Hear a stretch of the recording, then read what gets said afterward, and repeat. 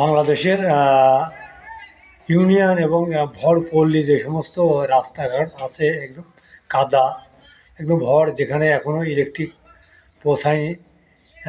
একদম দূর দূরান্তে যে সমস্ত পল্লী এলাকাগুলো রয়েছে, অনেক সময় দেখা যায় যে স্বাভাবিক একজন মানুষ সেই গ্রামে গেলে থাকতে চায় না। এত ভর এলাকা যে সেখানে গিয়ে কোনো সুব্যবস্থা কোনো কিছু পাওয়া যায় না। তাই আহ, কিছু কিছু সেই সমস্ত গ্রামে কিছু কিছু মানুষগুলো আছে যারা অনেক সময় দেখা যায় তালের আঠি, খেজুরের বিচি, এগুলো তারা যত্ন করে রাখেন না, ফেলে দেন। শ্বাস হলে সেগুলো খেয়ে ফেলেন বা খেজুরের বিচিগুলো নষ্ট করে ফেলেন। সে প্রত্যেকটা পল্লী এলাকার এবং ভর পল্লী যে ইউনিয়ন যেসব পর্যায়ে যে সমস্ত বাসিন্দারা রয়েছে, তাদের কাছে আমি একটা দাবি রাখি, সেটা হচ্ছে কি, বিচিগুলো নষ্ট করবেন না।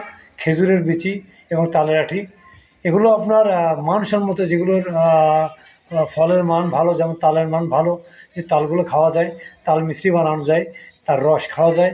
খেজুরের যে বিচির মানগুলো ভালো, সেই বিচিগুলো আপনার নষ্ট না করে রাস্তার, কাঁচা রাস্তার যে দুই পাশে, হালটের দুই পাশে বিচিগুলো লাগিয়ে দেবেন, ছিটিয়ে দেবেন, তালের আঠি লাগিয়ে দেবেন। এতে গ্রামের সৌন্দর্য বাড়ে এবং এই খেজুরের রস, তাল, এতে কিছু লোকের অর্থ যোগান হয়, আর কিছু লোকের সংসার চলে। আর সবচেয়ে বড় বিষয় হচ্ছে গ্রামের সৌন্দর্য হচ্ছে খেজুর এবং তাল গাছ। তা আমি দেখেছি যে ভরপল্লী এলাকায় যে সমস্ত বাসিন্দারা রয়েছে, এরা এই বিষয়ে এদের কোনো ধারণা নেই।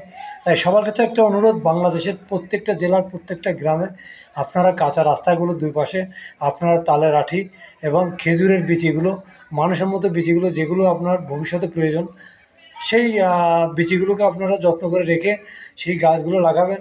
এতে আপনার যেমন পল্লীর উন্নয়ন হবে, কিছু লোকের সংখ্যা যারা বেঁচে থাকে তাদের উন্নয়ন হবে, কিছু লোকের তালের পিঠা খাওয়ারও যে ইমেজ সেটা হবে, এবং দেশের সম্পদ হিসেবে সেটা একসময় বড় মাপের একটা কাজ দেবে।